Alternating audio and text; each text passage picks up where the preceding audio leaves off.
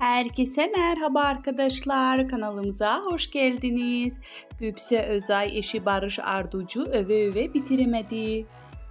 Gübse Özay, kızı Jan Asya'nın kendisinden ve eşinden hangi özellikleri almasını istediği yönündeki soru üzerine Barış Arduç'u öve öve bitiremedi.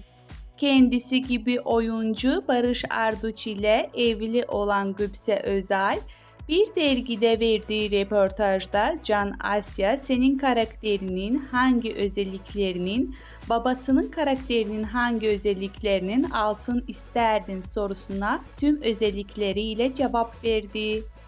Her şeyini babasından alsın ifadelerini kullandı.